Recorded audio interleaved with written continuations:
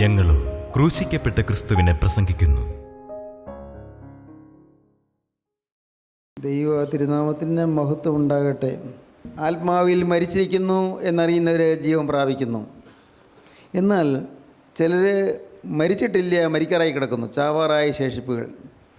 ഏതാനും പേര് ചാവാറായി കിടക്കുന്നു, മരിക്കാറായി കിടക്കുന്നു. വേണ്ടതുപോലെ ശ്വാസോച്ഛ്വാസം ചെയ്യാൻ പറ്റുന്നില്ല, ശ്വാസം കിട്ടുന്നില്ല, മരിച്ചുകൊണ്ടേയിരിക്കുകയാണ്. വിളക്ക് കിട്ടുകൊണ്ടേയിരിക്കുകയാണ്, കിട്ടിയിട്ടില്ല. വിളക്കിൽ ചെറിയൊരു അരണ്ട വെളിച്ചമുണ്ട്. ഒരുപക്ഷെ എണ്ണ പറ്റി പോയിട്ടായിരിക്കാം, അതല്ലെങ്കിൽ ആ നാടയിൽ ഏതെങ്കിലും കരിന്തിരി കത്തുന്ന പോലെ എന്തെങ്കിലും വന്നിട്ടായിരിക്കാം, അല്ലെങ്കിൽ വേറെ ഏതെങ്കിലും ഒരു വസ്തു ആ കത്തിക്കൊണ്ടിരുന്ന നാടയിലേക്ക് ഏതെങ്കിലും ഒരു അല്പം വെള്ളം തുള്ളി തെറിച്ചതായിരിക്കാം. കെട്ടില്ല, പക്ഷെ കടാറായിരിക്കുന്നു. ചാവാറായ ശേഷിപ്പുകളെ ശക്തീകരിക്കുക. അനേകർ ജീവനുണ്ട് എങ്കിലും അതിനപ്പുറത്തേക്ക് കിടക്കുന്നില്ല. ജീവനുണ്ട്, പക്ഷേ ജീവനിൽ നിൽക്കാനേ ആഗ്രഹമുള്ളൂ. ജസ്റ്റ് എനിക്കെന്ത് കറവയിൽ കിട്ടിയാൽ മതി, കറവ് കിട്ടിയാൽ മതി, ജീവൻ കിട്ടിയാൽ മതി, ദൈവരാജ്യത്തിൽ പോയാൽ മതി. പ്രിയപ്പെട്ടവരെ, ചിന്തിക്കണം. കർത്താവ് നമുക്ക് ചെറുതല്ല കണ്ടിരിക്കുന്നത്. നമുക്ക് കർത്താവ് ചെറുതല്ല കർത്താവ് ആഗ്രഹിക്കുന്നത്. നമുക്ക് ഏറ്റവും മെച്ചമായതിനെ തരാൻ കർത്താവ് ആഗ്രഹിക്കുന്നു. പരിശുദ്ധാത്മാവിൻ്റെ നിറവ് തരാൻ കർത്താവ് ആഗ്രഹിക്കുന്നു. നിങ്ങൾ വിശ്വസിക്കൂ, ഏതെങ്കിലും ചിലർക്ക് മാത്രമായി വെച്ചിട്ടുള്ളതല്ല പരിശുദ്ധാത്മ നിറവ്. ഏതെങ്കിലും ചിലർക്ക് മാത്രമുള്ളതല്ല പരിശുദ്ധാത്മ നിറവ്. പരിശുദ്ധാത്മ നിറവ് ഏവർക്കും ലഭിക്കും. എന്താ പറഞ്ഞത്? നിങ്ങൾ ശക്തി ലഭിച്ചിട്ട് ആദ്യം യെരൂശലേമിലും പിന്നെ യഹൂദ എല്ലായിടത്തും പിന്നെ ശമരിയിലും ഭൂമിയുടെ അറ്റത്തോളം നിങ്ങൾ എൻ്റെ സാക്ഷികളാകും. അതങ്ങ് വളർന്നു പോവുകയാണ്. പരിശുദ്ധാത്മാവ് നിങ്ങളുടെ മേൽ വരുമ്പോൾ നിങ്ങൾ ശക്തി പ്രാപിക്കും. പരിശുദ്ധാത്മാവ് നിങ്ങളുടെ മേൽ വരുമ്പോൾ നിങ്ങൾ ശക്തി പ്രാപിച്ചിട്ട് വായിച്ചേ. എന്നാൽ പരിശുദ്ധാത്മാവ് നിങ്ങളുടെ മേൽ വരുമ്പോൾ നിങ്ങൾ ശക്തി ലഭിച്ചിട്ട് യെരൂശലേമിലും യഹൂദയിൽ എല്ലായിടത്തും ശമരിയിലും ഭൂമിയുടെ അറ്റത്തോളവും എൻ്റെ സാക്ഷികൾ ആകുമെന്ന് പറഞ്ഞു. നിങ്ങൾ എൻ്റെ സാക്ഷികളാകും. അതാണ് ദൈവം വിളിച്ചിരിക്കുന്നത്, ചെറുതല്ല. പ്രിയപ്പെട്ടവരെ, നാം ഓരോരുത്തരും, നിങ്ങൾ കൊച്ചുകുട്ടിയാണോ, ആ സ്കൂളിൽ നിങ്ങൾ പഠിക്കുന്ന ക്ലാസ്സിൽ നിങ്ങൾ ക്രിസ്തുവിൻ്റെ സാക്ഷിയായി തീരണം. നിങ്ങൾ യുവാവാണോ, നിങ്ങൾ പഠിക്കുന്ന കോളേജിൽ അല്ലെങ്കിൽ ജോലി ചെയ്യുന്ന സ്ഥാപനത്തിൽ ക്രിസ്തുവിൻ്റെ സാക്ഷിയായിരിക്കണം. പ്രസംഗിക്കുകയല്ല, ആരെയും സാക്ഷ്യം പറഞ്ഞ് കൽപ്പിക്കുകയല്ല. നിങ്ങളുടെ ജീവിതം കണ്ട് ആളുകൾ മനസ്സിലാക്കണം. സംതിങ് സ്പെഷ്യൽ ഇൻ ഹിം, അവനിൽ എന്തോ ഒരു വിശേഷതയുണ്ട്. Something special. പ്രിയപ്പെട്ടവരെ, ഞാൻ ഭയത്തോടെ പറയട്ടെ, അനേകർ ഒരു കാലത്ത് തീയായി കത്തിയിരുന്നവർ നിർജീവമായി ഇരിക്കുകയാണ്. ഇപ്പോൾ ജീവനില്ല. ചാവറായി മാത്രമല്ല, ജീവൻ പോയിരിക്കുന്നു. നല്ല അനുഗ്രഹീതമായ സാക്ഷ്യ ജീവിതം ഉണ്ടായിരുന്നവർ സാക്ഷ്യമെല്ലാം നഷ്ടപ്പെടുത്തി കളഞ്ഞിരിക്കുന്നു. ഇന്ന് കോപത്തെ ജയിക്കാൻ പറ്റുന്നില്ല, കോപം വരുന്നു. ഇന്ന് അത്യാഗ്രഹത്തെ ജയിക്കാൻ പറ്റുന്നില്ല, ദുര്യാഗ്രഹത്തെ ജയിക്കാൻ പറ്റുന്നില്ല, അതെല്ലാം ഇങ്ങനെ പൊന്തി വരുന്നു. ഇന്ന് അശുദ്ധ ചിന്തകളെ ജയിക്കാൻ പറ്റുന്നില്ല, അശുദ്ധ ചിന്തകൾ പൊന്തി വരുന്നു. ഇന്ന് ചില കാര്യങ്ങൾ ഈർഷ്യയും മുഷ്ടിലും വരുന്നു. സ്വന്തം ഭാര്യയോടാകാം, ചിലപ്പോൾ ഭർത്താവിനോടാകാം, അല്ല മക്കളോടാകാം, അല്ലെങ്കിൽ മാതാപിതാക്കളോടാകാം. വീണ്ടും ഞാൻ പറയട്ടെ, നമ്മുടെ വിശ്വാസ ജീവിതം കൊണ്ട് കുടുംബത്തിലാണ് തുടങ്ങേണ്ടത്. കുടുംബത്തിൽ, നമ്മുടെ സ്വന്തം കുടുംബത്തിൽ, അവിടെ എല്ലാവരും കാണണം യേശുവിനെ. എന്നിൽ കൂടി യേശുവിനെ കാണണം. എന്നിൽ കൂടി യേശുവിനെ കാണണം. ഞാൻ പറഞ്ഞു കേട്ടിട്ടില്ല, ഞാൻ ഒരു ഉപദേശം പറഞ്ഞിട്ടല്ല, ഞാൻ പ്രസംഗം പറഞ്ഞിട്ടല്ല, ഞാൻ സാക്ഷ്യം പറഞ്ഞിട്ടല്ല. എൻ്റെ the very conduct and character, എൻ്റെ സ്വഭാവം മുഴുവനും അത് യേശുവിനെ കാണിച്ചു കൊടുക്കുന്നതായിരിക്കണം. ദ വെരി നേച്ചർ, എൻ്റെ ശരിയായ പ്രകൃതി യേശുവിനെ കാണിച്ചു കൊടുക്കുന്നതായിരിക്കണം. ഏതെങ്കിലും സമയത്ത് പെട്ടെന്ന് കോപിക്കുന്നുണ്ടെങ്കിൽ യേശുവിനെ കാണിച്ചു കൊടുക്കുകയല്ല. അതുവരെയൊക്കെ പിടിച്ച് നിന്നു. ചില ദിവസങ്ങളൊക്കെ നമ്മൾ ശാന്തമായിട്ട് നിന്നു, നാം ടൈം ചെയ്ത് നമ്മൾ തന്നെ ഇണക്കിയെടുത്ത് ഒരുപക്ഷെ നമ്മളെ തന്നെ അഡ്ജസ്റ്റ് ചെയ്ത് നാം കോപിക്കാതൊക്കെ ഇരുന്നു. പക്ഷേ ഒരു തക്ക സമയം വരുമ്പോൾ പിന്നെയും കോപിക്കുന്നു, വിജൃംഭിച്ച് കോപിക്കുന്നു, കോപിച്ച് ജ്വലിക്കുന്നു. അവിടെ കോപത്തിൻ്റെ മേൽ ജയം കിട്ടിയിട്ടില്ല. ദൈവത്തിന് സ്തോത്രം. ഇന്ന് എനിക്ക് തോന്നുന്നു, ഇന്ന് അനേകം ആളുകൾ കോപത്തിലാണ് പിശാച് കിട്ടിയിട്ടിരിക്കുന്നത്. കോപം ഒരു കാരണമില്ലാതെയും കോപം വരുന്നു, ഒരു കാരണവുമില്ല. എന്തോ ഒരു ഇഷ്ടക്കുറവ്, എന്തോ ഒരു മുഷിച്ചിൽ, എന്തോ ഒരു കോപം. ആരോട് പ്രത്യേകിച്ച് പറയാനില്ല. ഏതോ ഒരു അസ്വസ്ഥത, ഏതോ ഒരു പ്രയാസം. അനേകരുടെ ജീവിതത്തിൽ ഈ കോപം വല്ലാതെ ബാധിച്ചിട്ട് അവരുടെ സ്വഭാവം തന്നെ മാറിപ്പോകുന്നു. കോപാവേശം കൊണ്ട് വിറയ്ക്കുന്നു, കോപാവേശം കൊണ്ട് പല്ലിറുമ്പുന്നു. കോപാവേശം വരുമ്പോൾ നിങ്ങൾ കണ്ടിട്ടുണ്ടോ? കോപം കൂടുമ്പോൾ നിങ്ങളുടെ മുഖമെല്ലാം ചുമക്കുന്നു, മൂക്ക് വിയർക്കുന്നു. എന്താ കാരണം? രക്തസഞ്ചാരം വർദ്ധിക്കുന്നു, രക്തത്തിൻ്റെ ഓട്ടം വളരെ വേഗത്തിൽ രക്തോട്ടം, രക്തത്തിൽ ചൂട് പിടിക്കുന്നു, രക്തചംക്രമണം, രക്തപര്യനം അത് അതിൻ്റെ അളവ് കൂടുമ്പോൾ രക്തം ചൂട് പിടിക്കുന്നു. അറിയുന്നില്ല, അതുകൊണ്ട് വരുന്ന ദോഷം എന്താണെന്ന് അറിയുന്നില്ല. ബുദ്ധിപൂർവ്വം ചിന്തിച്ചാലറിയാം. അറിയാവുന്നവർക്ക് മനസ്സിലാക്കുന്ന കാര്യമാണ്. നമ്മുടെ രക്തം ചൂട് പിടിക്കുമ്പോൾ, കോപിച്ചിട്ടാണ് രക്തം ചൂട് പിടിക്കുമ്പോൾ രോഗപ്രതിരോധ ശക്തി തരുന്നതായ ചില അണുക്കളുണ്ട്, അതെല്ലാം കത്തിപ്പോകും, ദഹിച്ചു പോകുന്നു, അറിയുന്നില്ല. കോപിക്കുന്ന മനുഷ്യൻ അവനറിയുന്നില്ല ഈ കോപം കൊണ്ട് അവൻ്റെ സ്വന്തം ശരീരത്തിന് കേടുവരുത്തുകയാണെന്ന്, സ്വന്തം ശരീരത്തിന് രോഗം വരുത്തുകയാണെന്ന് അറിയുന്നില്ല. നാം ചാവാറായ സ്ഥിതിയിലിരിക്കുന്നെങ്കിൽ നമ്മുടെ തോൽവി എവിടെയാണെന്ന് കണ്ടുപിടിക്കണം. എവിടെയാണ്? ചാവാറായ സ്ഥിതിയിലിരിക്കരുത്. ഇനി മുന്നോട്ട് ആത്മാവിൻ്റെ നിറവിന് വേണ്ടി നാം ആഗ്രഹിക്കണം. ആത്മനിറവ്. ദൈവത്തിന് സ്തോത്രം. ആത്മാവിൻ്റെ അഭിഷേകം. ഹല്ലേലൂയ. ദൈവത്തിന് സ്തോത്രം. ആത്മാവിൻ്റെ അഭിഷേകം അതൊരു അപൂർവമായ ഭാഗ്യമാണ്. ആത്മാവിൻ്റെ അഭിഷേകം. ദൈവത്തിൻ്റെ പരിശുദ്ധാത്മാവ് നമ്മുടെ തലമേലിറങ്ങി നമ്മളെ നാം അല്ലാതാക്കി തീർക്കുന്നൊരനുഭവം. അതൊരു ആന്തരികമായ അനുഭവമാണ്. ആ ഒരനുഭവം കിട്ടിക്കഴിഞ്ഞാൽ അതെന്നും നിലനിൽക്കുന്നുമല്ല. അതാണ് വേറെ കുഴപ്പം. എന്നും ഇത് ആത്മാവിൻ്റെ അഭിഷേകം കിട്ടിയാൽ എന്നും എനിക്ക് അഭിഷേകം ഉണ്ടെന്ന് പറഞ്ഞിട്ട് നടന്നിട്ട് കാര്യമില്ല. ഏത് സമയത്തും ഈ ബലൂൺ പൊട്ടിപ്പോകാം. ഇപ്പോൾ നല്ല ബലൂണാണ്, നല്ല മനോഹരമായ ബലൂൺ. പക്ഷേ ഒരു ചെറിയ സൂചി കൊണ്ടാൽ മതി, ഇതാ എല്ലാം കാറ്റുപോയി. ആത്മാവിൻ്റെ അഭിഷേകം എന്ന് പറയുന്നത് ഒരു സൂചി കൊണ്ടാൽ മതി, പോവും. ഒരു ചെറിയൊരു പ്രശ്നം വന്നാൽ മതി, പോവും. അതുകൊണ്ട് ഞാൻ അഭിഷിക്തനാണ് എന്ന് പറഞ്ഞ് മേനി പിടിച്ച് നടന്നിട്ട് കാര്യമില്ല. ഞാൻ അഭിഷിക്തനാണ്, എനിക്ക് അഭിഷേകം ഉണ്ടെന്ന് പറഞ്ഞിട്ട് കാര്യമില്ല. ആ അഭിഷേകം നിങ്ങൾക്ക് ലഭിക്കണമെങ്കിൽ അതിന് വില കൊടുക്കണം, അതിന് തക്കതായി തീരുമാനങ്ങൾ എടുക്കണം. മാത്രമല്ല തീരുമാനപ്രകാരം നിങ്ങൾ ജീവിക്കണം. അതിന് എവിടെയെങ്കിലും ഒരു ചെറിയ പഴുത് പിശാചിന് കിട്ടിയാൽ പിശാച് മുതലെടുത്ത് കളയും, തട്ടിക്കളയും, തകർത്ത് കളയും. ആത്മാവിൻ്റെ അഭിഷേകമുള്ളൊരു പിശാചിൽ നിന്ന് പേടി സ്വപ്നമാണ്. ദുഷ്ടപിശാചിൽ നിന്നും അവരെ പേടിയാണ്. കാരണം അവരെ തകർക്കാനും അവരുടെ ഉദ്യോഗങ്ങളെ തകർത്ത് കളയുവാനും ദൈവത്തിൻ്റെ അധികാരം അവരുടെ മേലുണ്ട്. ആത്മാവിൻ്റെ അഭിഷേകം. സ്തോത്രം. അതേതെങ്കിലും ചില കൃപാവരങ്ങളല്ല ആത്മാവിൻ്റെ അഭിഷേകം. പ്രവചനപരമോ അല്ലെങ്കിൽ രോഗശാന്തിപരമോ അതല്ലെങ്കിൽ അന്യഭാഷാപരമോ അതൊന്നും അല്ല ആത്മാവിൻ്റെ അഭിഷേകം. ആത്മാവിൻ്റെ അഭിഷേകം വിശുദ്ധിയുടെ നിറവാണ്. ഹല്ലേലൂയ. ദൈവത്തിന് സ്തോത്രം. വിശുദ്ധിയുടെ നിറവ്, സ്നേഹത്തിൻ്റെ നിറവ്, അതാണ് ആത്മാവിൻ്റെ നിറവ്. നിങ്ങൾ ചിന്തിക്കൂ, സ്നേഹത്തിൻ്റെ നിറവ് നിങ്ങൾക്കുണ്ടോ? സ്നേഹം, ഉള്ളിൽ സ്നേഹമുണ്ടോ? ഉണ്ട്. ചിലരോട് സ്നേഹം ഉണ്ടായിരിക്കും. പക്ഷേ എല്ലാവരും ഒരേ സ്നേഹമാണോ? നിങ്ങൾ സ്നേഹിക്കുന്നവരോട് നിങ്ങൾക്ക് സ്നേഹമുണ്ട്, ശരി. എന്നാൽ നിങ്ങളെ ദ്വേഷിക്കുന്നവരോട് നിങ്ങൾക്ക് സ്നേഹമുണ്ടോ? നിങ്ങളുടെ തെറ്റുകളേക്കും ചൂണ്ടിക്കാണിക്കുന്നവരോട് നിങ്ങൾക്ക് സ്നേഹമുണ്ടോ? ചിന്തിച്ച് നോക്കൂ. അപ്പോഴാണ് അറിയുന്നത്, അയ്യോ ഞാൻ ഇന്നും ഒരു ജഡീകനാണല്ലോ, ഇന്ന് ഞാൻ ആത്മീയനായില്ലല്ലോ എന്ന് അപ്പോഴാണ് മനസ്സിലാക്കുന്നത്. ദൈവത്തിന് സ്തോത്രം. എൻ്റെ സഹോദരങ്ങളെ, ഞാൻ വളരെ അത്ഭുതത്തോടെ ഓർക്കുകയാണ്. ആത്മാവിന് നിറവുള്ള ഒരു ദൈവദാസനെ പരിചയപ്പെട്ടതുകൊണ്ട്, ഞങ്ങൾ പപ്പ എന്ന് വിളിക്കുന്ന പരിശുദ്ധനായ ദൈവദാസനെ പരിചയപ്പെട്ടതുകൊണ്ട് ആത്മാവിൻ്റെ അഭിഷേകത്തിൻ്റെ ശക്തി എന്നത് ഞങ്ങൾ അറിഞ്ഞിട്ടുണ്ട്. സ്തോത്രം. അത് കൃപയെന്നത് ഞങ്ങൾ അറിഞ്ഞിട്ടുണ്ട്. ദൈവത്തിന് സ്തോത്രം. അദ്ദേഹത്തിൻ്റെ അടുക്കൽ ചെന്ന് ഒരല്പനേരം സംസാരിക്കുമ്പോഴേക്കും നമ്മിലേക്ക് ജീവൻ്റെ പ്രവാഹം, ആത്മാവിൻ്റെ പ്രവാഹം ഇങ്ങോട്ട് കടന്നു വരുന്നത് അനുഭവിച്ചിട്ടുണ്ട്. ദൈവത്തിന് സ്തോത്രം. ഒട്ടേറെ അനുഭവങ്ങൾ എനിക്ക് പറയാനുണ്ട്, ഒട്ടേറെ അനുഭവങ്ങൾ. ആത്മനിറവിൻ്റെ ജീവിതത്തിൽ എന്നപ്പോഴേക്കും എൻ്റെ ചില രോഗങ്ങൾ മാറിയെന്ന് എനിക്ക് ഓർമ്മയുണ്ട്. എൻ്റെ സഹോദരങ്ങളെ, നിങ്ങൾ ആത്മാവിൽ നിറവുള്ളവരാകാൻ ആഗ്രഹിക്കണം. ചാവാറായി കിടക്കരുത്. ചാവാറായ ശേഷിയുള്ള ശക്തിയിരിക്കുക. ഉണർന്നു കൊള്ളുക. ആത്മാവ് പറയുകയാണ്, ഉണർന്നു കൊള്ളുക. ആത്മാവിൽ മരിക്കാറായി കിടക്കുന്നവർ ഉണർന്നു കൊള്ളുക. ഇതെല്ലാം പുതുമയായിട്ട് നിങ്ങൾക്ക് തോന്നരുത്. ഉണർന്നു കൊള്ളുക.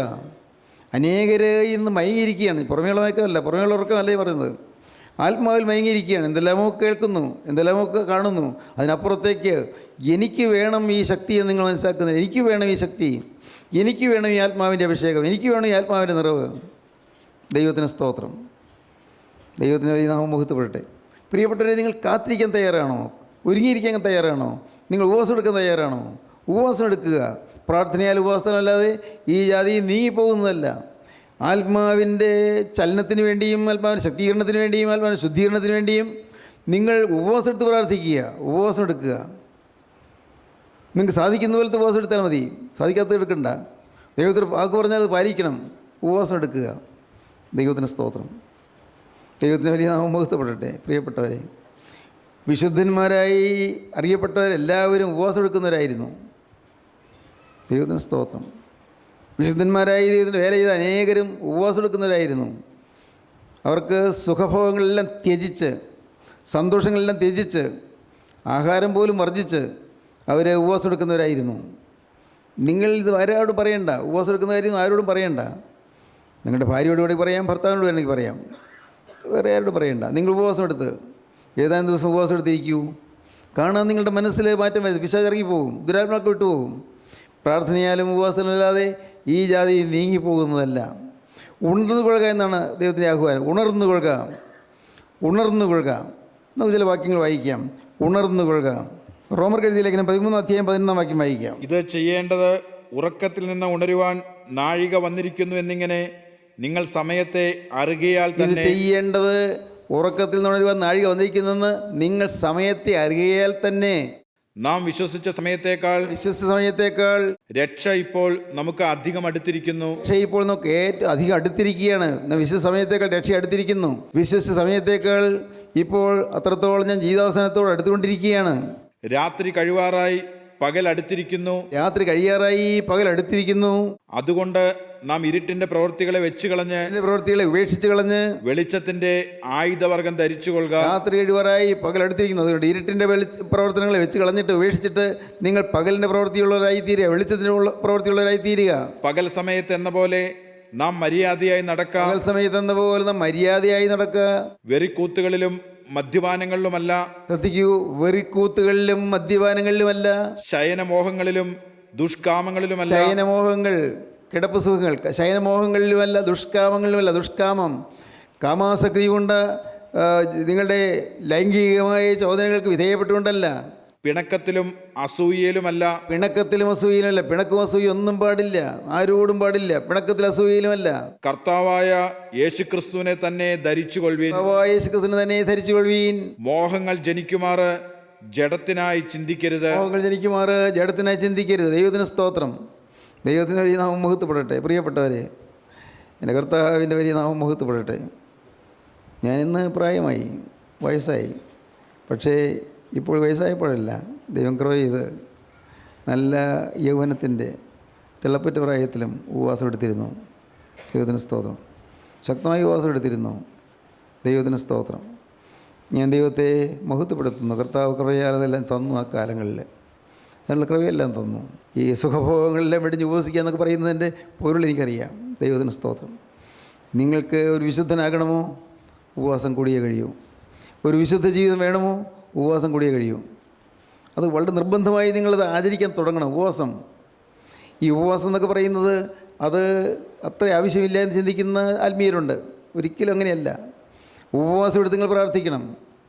നിങ്ങൾ നോക്കൂ, നിങ്ങൾക്ക് കാണാം നിങ്ങൾക്ക് അനുഭവം. നിങ്ങൾ ഏറ്റവും പ്രിയപ്പെട്ടത്, ഇപ്പോൾ ഞാൻ ഓർക്കുന്നു, അന്ന് ഉപവാസം എടുക്കുമ്പോൾ എനിക്ക് നിർബന്ധമായിട്ടും എന്നും രാവിലെ പത്രം നോക്കണമെന്നുണ്ട്. പക്ഷെ ഞാൻ പത്രം വായിച്ചില്ല, പത്രം നോക്കുകയില്ല.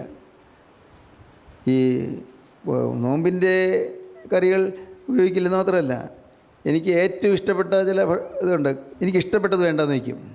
അങ്ങനെ ഇഷ്ടപ്പെട്ടതെല്ലാം വേണ്ട എന്ന് വെച്ചിരുന്നു. ദൈവത്തിന് സ്തോത്രം. എൻ്റെ കർത്താവ് അവിടെ നിന്നെല്ലാം കേൾക്കുന്നല്ലോ. എൻ്റെ മേലകൃത്യം വരെ എഴുതി ഞാൻ പ്രാർത്ഥിക്കുന്നു. ദൈവത്തിന് സ്തോത്രം. പ്രിയപ്പെട്ടവരെ, നിങ്ങൾ പറയട്ടെ, കോസ്റ്റ് കൊടുക്കണം, വില കൊടുക്കണം, ചെലവ് ചെയ്യണം.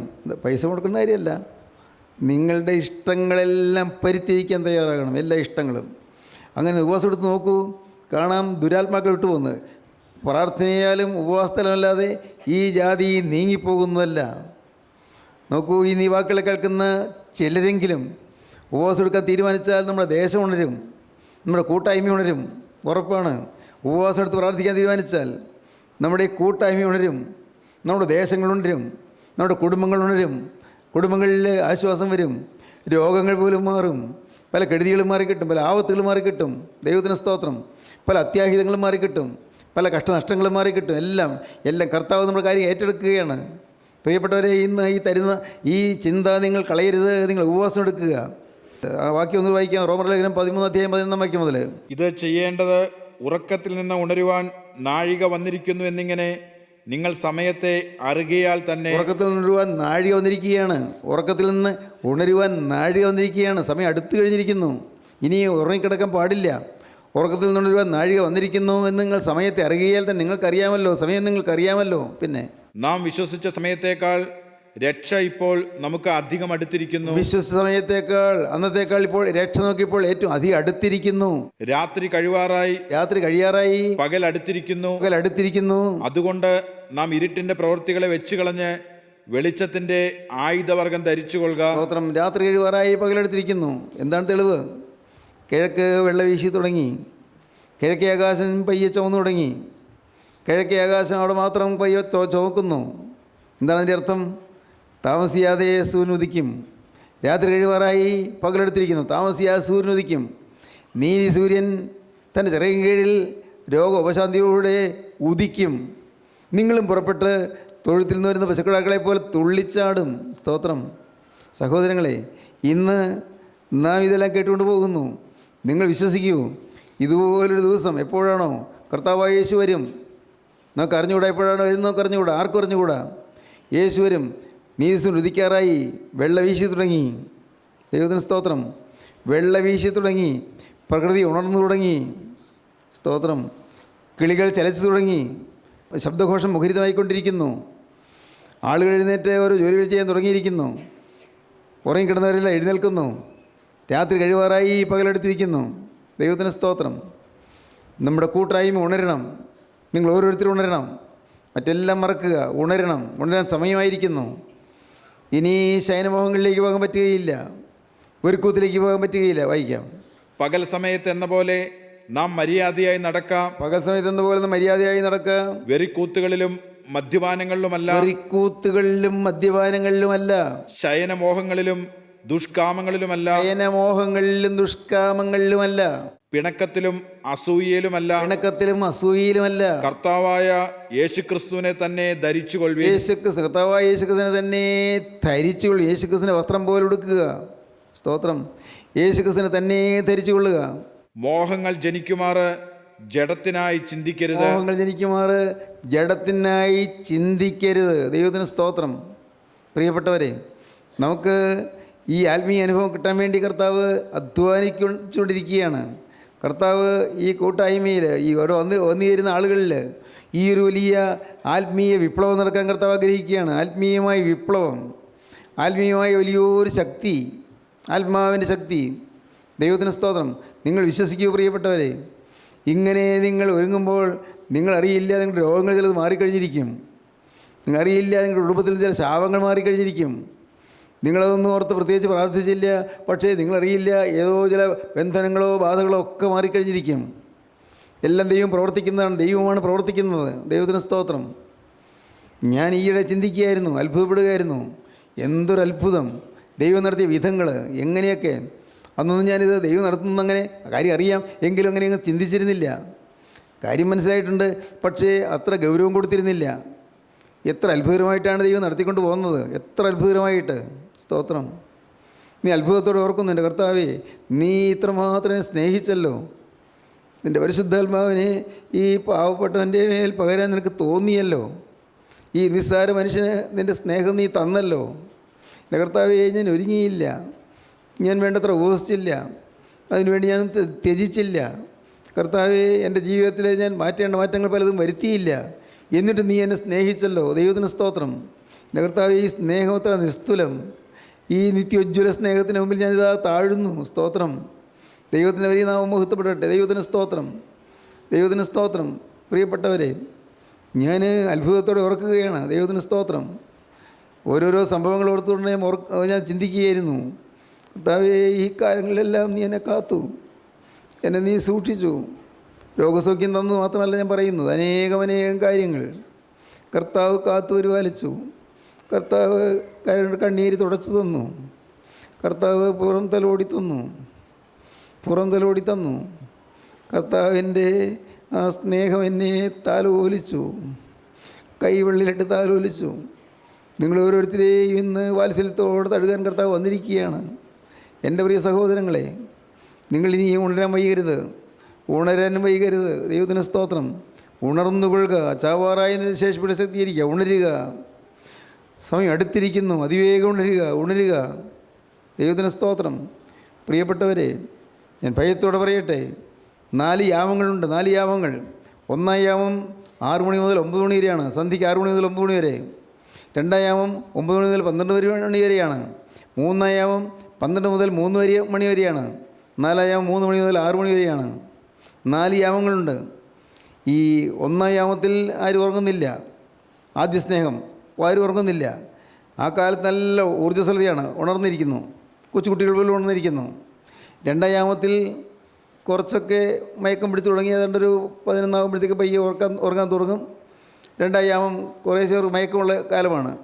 മൂന്നാം യാമം ശരിക്കും മയങ്ങിപ്പോവും. രാത്രി 12 മണി മുതൽ 3 മണി വരെയുള്ള സമയം എല്ലാവരും ഉറക്കമാണ്, മയക്കമാണ്. മൂന്നാം യാമം. നാലാം യാമം ആകുമ്പോഴേക്കും പലരും എഴുന്നേറ്റ് തുടങ്ങും, കുട്ടികൾ കരഞ്ഞു തുടങ്ങും, കാക്ക ചലച്ചു തുടങ്ങും, പക്ഷികൾ ശബ്ദിച്ചു തുടങ്ങും. ഇപ്പോൾ നാലാം യാമം അത് വെളുക്കാറായ സമയത്താണ്. നിങ്ങളുടെ കർത്താവ് രണ്ടാം യാമത്തിലോ മൂന്നാം യാമത്തിലോ വരുന്നുവെങ്കിൽ ഉണർന്നിരിക്കുന്നതിനായി നിങ്ങളെ കണ്ടുവെങ്കിൽ നിങ്ങൾ ഭാഗ്യവാന്മാർ. രണ്ടാം യാമത്തിലോ മൂന്നാം യാമത്തിലോ വരുമ്പോൾ ഉണർന്നിരിക്കുന്നവരായി കാണണം. ഇപ്പോൾ നിങ്ങളുടെ ജീവിതത്തിൽ രണ്ടാം യാമമോ മൂന്നാം യാമമോ ആയിരിക്കാം. എന്നാൽ കർത്താവ് പറയുന്നു, നിങ്ങൾ രണ്ടാം യാമത്തിലോ മൂന്നാം യാമത്തിലോ കർത്താവ് വന്നാൽ ഉണർന്നിരിക്കുന്നവരായി കാണുന്നെങ്കിൽ നിങ്ങൾ ഭാഗ്യവാന്മാർ. ദൈവത്തിന് സ്തോത്രം. എന്നിട്ട് പറയുകയാണ്, ദൈവത്തിന് സ്തോത്രം, നാലാമത്തെ യാമം എല്ലാവരുമൊക്കെ ഉണർന്നു തുടങ്ങി. ഞാൻ ഭയപ്പെടുന്ന കാര്യം പറയുകയാണ്. ഈ മൂന്നാം യാമത്തിൽ പോലും ഉറക്കളച്ചിരുന്നവരുണ്ട്, രണ്ടാം യാമത്തിൽ ഉറക്കളച്ചിരുന്നവരുണ്ട്. പക്ഷേ നാലാം യാമം ആയപ്പോഴേക്കും പയ്യം മടങ്ങി മയങ്ങുന്നു. ഇത്രയും നാൾ ഉറക്കളച്ചിരുന്നവരാണ്, ഇത്രയും നാൾ ഉറങ്ങാതിരുന്നവരാണ്. പക്ഷേ നാലാം യാമം ആയപ്പോഴേക്കും ഉറക്കം വരുന്നു. ഇതാ നേരം വെളുക്കാറാകുമ്പോഴേക്കും ഉറങ്ങിക്കിടക്കുന്നു. ഇതുവരെ ഈ ഊർജ്ജസ്വലതയോട് ഓടിയവർ, നല്ല ഉത്സാഹത്തോടെ വേല ചെയ്തവർ, അത്യുത്സാഹത്തോടെ ജാഗരിച്ചവർ, ഉണർന്ന് ജാഗരിച്ചു കൊണ്ടിരുന്നവർ, അവരിതാ ഉറങ്ങാൻ തുടങ്ങുന്നു. നാലാം യാമത്തിൽ ഉറങ്ങാൻ തുടങ്ങുന്നു. ഒരിക്കലും സംഭവിക്കരുത്. പ്രിയപ്പെട്ടവരെ ഓർത്തുകൊള്ളുക, എല്ലാവരും ഉണരുന്ന സമയത്ത് ഇതുവരെയും ഘോര ഗർജനത്തോടെ ജീവിച്ച് അനേകം പാവങ്ങൾക്ക് വശമതരായി ജീവിച്ചവർ അവർ എഴുന്നേൽക്കുന്നു, അവർ ഉണരുന്നു. അപ്പോൾ പല നാളായി വിശ്വാസിയായിരുന്നവൻ ഉറങ്ങുന്നു. ഒരിക്കലും സംഭവിക്കരുത്. അനേകം ആളുകൾ സിംഹത്തെ പോലെ ഗർജിക്കുന്നവർ, കടുവയെപ്പോലെ അലറുന്നവർ, പ്രിയപ്പെട്ടവരെ പുള്ളിപ്പുലിയെ പോലെ ചാടി വീഴുന്നവർ, ചെന്നായിനെ പോലെ കടിച്ചു കീറുന്നവർ, അവരെല്ലാവരും ഉണർന്നു തുടങ്ങി. അപ്പോൾ ഇതാ ഇത്രയും നാളും വിശ്വാസിയായിരുന്ന ദൈവവേദൽ അവൻ ഉറങ്ങാൻ തുടങ്ങുന്നു. വരരുത്, സംഭവിക്കരുത്. ഈ സമയത്ത് നേരം വെളുക്കാറായി സമയത്ത് നിങ്ങളാരും ഉറങ്ങിക്കിടക്കരുത്. നേരം വെളുക്കാറായി. സ്തോത്രം. ഞാൻ പറഞ്ഞതിൻ്റെ പേരിൽ നിങ്ങൾക്ക് മനസ്സിലായോ? ദൈവത്തിന് അനേകർ മാനസാന്തരപ്പെട്ട് വരുന്നു. ദൈവമേ, വലിയ ഘോരപാതകം ചെയ്തൊരു മാനസാന്തരപ്പെട്ട് വരുന്നു. കത്തിക്കുത്ത് നടത്തിയൊരു മാനസാന്തരപ്പെട്ട് വരുന്നു. കൊലപാതകത്തിന് കൂട്ടുകൂടിയൊരു മാനസാന്തരപ്പെട്ട് വരുന്നു. ദൈവത്തിന് സ്തോത്രം. പ്രിയപ്പെട്ടവരെ, ചിലവരെയൊക്കെ കണ്ടുകൊണ്ടാണ് പറയുന്നത്, ഓർത്തുകൊണ്ടാണ് പറയുന്നത്. സ്തോത്രം. വാടക കൊലയ്ക്ക് നടന്നവരെ മാനസാന്തരപ്പെട്ട് വരുന്നു. കൂലിത്തലിന് പോയ ഒരു മാനസാന്തരപ്പെട്ട് വരുന്നു. ഭാര്യയെ നിരന്തരം ഉപദ്രവിച്ചു കൊണ്ടിരുന്നൊരു മാനസാന്തരപ്പെട്ട് വരുന്നു. ഭാര്യയും ഭർത്താവും പിണങ്ങി ജീവിച്ചവരെ ഇണങ്ങി ജീവിക്കാൻ തുടങ്ങുന്നു. മാറ്റം വരുന്നു. പക്ഷേ ഇന്നാലോ അനേകം നാളായി വിശ്വാസിയായി അറിയപ്പെടുന്ന നീ ഇപ്പോൾ മാറ്റമില്ലാത്തതിനായി നീ മയം കിടക്കുന്നു. സ്തോത്രം. ആ നിർഭാഗ്യം നമുക്കാർക്കും വരരുത്. ആ ദൗർഭാഗ്യം നമുക്കാർക്കും വരരുത്. അനേകർ ഉണർന്നു തുടങ്ങിയ സമയത്ത് നാം ഉറങ്ങരുത്. ഇത്രയും നാൾ ഉറക്കളച്ചിരുന്നില്ലേ? ഇത്രയും നാളും ജാഗരിച്ചില്ലേ? ഇത്രയും നാൾ നല്ല ഉത്സാഹത്തോടെ ഓടിയില്ലേ? ഇത്രയും നാളും ദൈവവേല ചെയ്തില്ലേ? ഉറങ്ങരുത്. ഹല്ലേലൂയ, ദൈവത്തിന് സ്തോത്രം. നിങ്ങളെന്ത് തീരുമാനിക്കുന്നു? ഇന്ന് കർത്താവ് നിങ്ങളുടെ തീരുമാനം കാണാൻ ആഗ്രഹത്തോടെ നിൽക്കുന്നു, ആശയോടെ നിൽക്കുന്നു. നിങ്ങളെന്ത് തീരുമാനിക്കുന്നു? കർത്താവേ, ഇനി ഞാൻ ഉണർന്നു തന്നെ നിൽക്കും. സമയം അടുത്തിരിക്കാൽ കർത്താവേ, ഞാൻ ഇനിയും ഒട്ടും താമസിക്കുകയില്ല. ഞാൻ ഉണരും. ഞാൻ മയം കിടക്കുകയില്ല. കർത്താവേ, നിൻ്റെ കൃപ എൻ്റെ മേൽ വരണമേ. കർത്താവേ, ഗോകുൽത്തായിൽ നീ ചിന്തിയ ആ തിരുരക്തം ഇപ്പോൾ ഗുണകരമായി സംസാരിക്കുന്നതിനും വിശ്വസിക്കുന്ന കർത്താവേ, ആ തിരുരക്തം ഒരു തുള്ളി ഇപ്പോൾ നെറ്റിമേൽ ഒന്ന് പുരട്ടണമേ. കർത്താവേ, എൻ്റെ മേൽ നിൻ്റെ കരം ഒന്ന് വെച്ച്, എൻ്റെ തലമേൽ നിൻ്റെ കരം വെച്ച് ആ തിരുരക്തം എൻ്റെ നെറ്റിയിലൊന്ന് പുരട്ടിത്തരണമേ. കർത്താവേ, എന്നോട് നീ മനസ്സലിയണമേ. എൻ്റെ കർത്താവേ, നിന്റെ തൃക്കരത്താൽ എനിക്ക് പാപമോചനം തരണമേ. തിരുരക്തത്താൽ എൻ്റെ പാവങ്ങൾ കഴുകിക്കളയണമേ. ജയമുള്ള സ്ലീവായാൽ എനിക്ക് വീണ്ടെടുപ്പ് തരണമേ. കർത്താവേ, നിൻ്റെ ക്രൂശിലെ മരണത്താൽ എനിക്ക് സ്നേഹത്തിൻ്റെ സ്വർഗീയ സമ്മാനം തരണമേ. പ്രാർത്ഥിക്കൂ പ്രിയപ്പെട്ടവരെ, നിങ്ങൾ വൈകണ്ട, താമസിക്കണ്ട, പ്രാർത്ഥിക്കൂ. ഇപ്പോൾ തന്നെ പ്രാർത്ഥിക്കൂ. സമയം വൈകാതെ പ്രാർത്ഥിക്കൂ. ഈ സമയം നഷ്ടപ്പെടുത്തരുത്. നിങ്ങളെല്ലാവരും യേശു ക്രിസ്തു സ്നേഹിച്ച് കൂട്ടിക്കൊണ്ടുവന്ന് നിങ്ങൾ ഓരോരുത്തരും ഇപ്പോൾ നിങ്ങളുടെ ജീവിതം കർത്താവിന് സമർപ്പിക്കുകയും, കർത്താവേ ഞാനിത് ഉണരുന്നു, ഞാൻ ഇനി മൈ കിടക്കുകയില്ല, കർത്താവേ ഞാനിത് ഉണരുന്നു, ഞാൻ ഉണർന്നു വരുന്നു, എന്നെ നീ ഉണർത്തണമേ, എന്നെ ശക്തീകരിക്കണമേ, എനിക്ക് ആത്മബലം തരണമേ, ആത്മാവിന് നിറവ് തരണമേ, ആത്മാവിൻ്റെ അഭിഷേകം തരണമേ, കർത്താവേ എൻ്റെ കരം വയ്ക്കണമേ, എന്നെ വിശുദ്ധീകരിക്കണമേ, രക്തത്താൽ നവീകരിക്കണമേ. പ്രാർത്ഥിക്കൂ പ്രിയപ്പെട്ടവരെ. കർത്താവിൻ്റെ കരങ്ങളിലേക്ക് കൊടുത്തുകൊണ്ട് നിങ്ങൾ പ്രാർത്ഥിക്കുകയും ദൈവകരങ്ങളിലേക്ക് ഏൽപ്പിക്കുകയും നമുക്ക് പ്രാർത്ഥിക്കാം. കാരുണ്യവാനായ ഞങ്ങളുടെ സ്വർഗീയ പിതാവേ, ഈ മനോഹരമായ സമയത്തിനായി ഞങ്ങൾ നിന്നെ സ്തുതിക്കുന്നു, ഞങ്ങൾ നിന്നെ സ്തോത്രം ചെയ്യുന്നു. കർത്താവേ, ചാവറായ ശേഷിപ്പുള്ള ശക്തീകരിക്കുവാനും, കർത്താവെ ഉണർന്നെഴുന്നേറ്റതിൻ്റെ വേല ചെയ്യുവാനും നാഥ ഞങ്ങൾക്ക് ഭാഗ്യം തരണമെന്ന് പ്രാർത്ഥിക്കുന്നു. ഈ വചനം കേട്ട എല്ലാവരെയും അനുഗ്രഹിക്കണമേ, എല്ലാവരെയും തൃക്കരങ്ങളിലേക്ക് ഏൽപ്പിക്കുന്നു. അപ്പോൾ എല്ലാവരെയും അനുഗ്രഹിച്ച് കൃപയിൽ കാത്തുകൊള്ളണമേ, രക്തത്താൽ പൊതിയണമേ, അത് രണ്ടാമത്തവരിന് വേണ്ടി ഒരുക്കണമേ. യേശുനാഥൻ്റെ പരിശുദ്ധമായ നാമത്തിൽ പ്രാർത്ഥിക്കുന്നു, കൃപയോടെ കേൾക്കണമേ. ആമീൻ. ഹല്ലേലൂയ.